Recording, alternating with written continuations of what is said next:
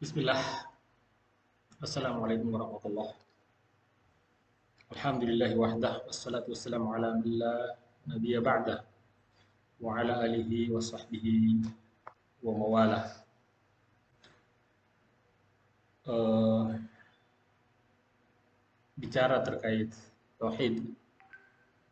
Tauhid tentu kita harus memahami makna tauhid itu. Bahwa makna tauhid itu adalah ifradullah subhanahu wa ta'ala bi khususiyatihi, mengesahkan Allah subhanahu wa ta'ala dengan kekhususan bagi Allah subhanahu wa ta'ala itu. Jadi menjadikan Allah subhanahu wa ta'ala itu ifrad, mufrad, satu, tunggal, esa, terkait dengan apa-apa yang khusus bagi Allah subhanahu wa ta'ala. Nah, yang khusus bagi Allah itu kemudian diidentifikasi oleh para ulama dari dalil-dalil yang kuat, Al-Quran dan Sunnah. Ada tiga. Yang pertama adalah kekhususan dalam hal rububiyah Allah subhanahu wa ta'ala, yaitu kekhususan dalam hal perbuatan-perbuatan Allah subhanahu wa ta'ala membina, menghidupkan, mematikan, mencipta, menurunkan hujan, mengatur alam dan sebagainya. Itulah yang kemudian disebut dalam surat Al-Fatihah, Alhamdulillahi Rabb, rububiyah, Rabb al-alamin, Rabbul alamin. Segala puji bagi Allah, Rabbnya alam semesta ini.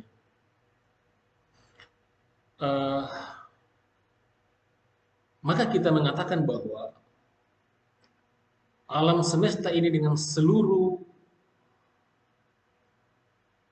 penciptaannya dan seluruh hal yang terjadi di alam semesta ini adalah dalam kekuasaan Allah subhanahu wa ta'ala. Satu-satunya yang menguasai alam semesta ini adalah Allah subhanahu wa ta'ala. Tidak boleh kita meyakini bahwa ada kekuasaan lain yang menguasai mutlak alam ini kecuali Allah subhanahu wa ta'ala. Namun keimanan seperti ini juga diimani oleh orang-orang musyrik. Maka disebutkan dalam ayat, wala in sa'altahum man khalaqas samawati wal ard la yaquluna Allah. Jika kalian tanya kepada mereka siapa yang menciptakan langit dan bumi, mereka bilang Allah. Orang-orang musyrik bilang Allah subhanahu wa ta'ala.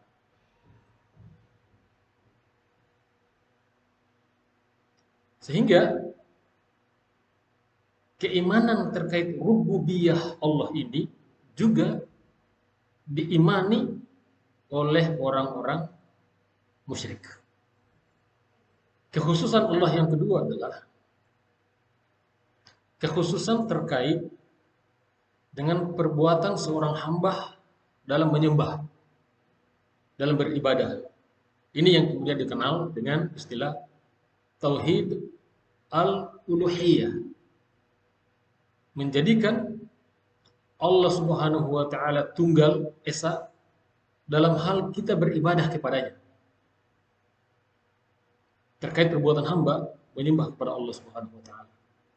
Inilah makna dari kalimat La ilaha illallah. Tidak ada Tuhan yang berhak disembah kecuali Allah subhanahu wa ta'ala.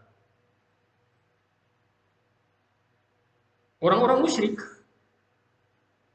yang mengimani Allah subhanahu wa ta'ala dengan rububiyahnya, kemudian didakwahi dan kemudian dikritik keimanannya oleh Rasulullah SAW karena mereka salah menerapkan al-uluhiyah ini. Mereka tidak meyakini bahwa Allah adalah satu-satunya zat yang berhak untuk diibadahi. Mereka menyembah Lata, mereka menyembah Uzza, mereka menyembah Manat, Hubal, dan seterusnya patung-patung yang mereka ciptakan sendiri untuk kemudian mereka ibadahi. Ketika ditanya kenapa kalian lakukan itu, maka orang-orang musyrik mengatakan ma na'buduhu illa liqarribuna ilallahi zulfa. Dalam surat Zumar. Tidaklah kami menyembah patung-patung ini kecuali agar mereka ini mendekatkan diri kami kepada Allah dengan sedekat-dekatnya. Jadi mereka berbuat kesyirikan tujuannya adalah untuk mendekatkan diri mereka kepada Allah Subhanahu wa taala, dan Allah Subhanahu wa taala membatalkan keimanan mereka.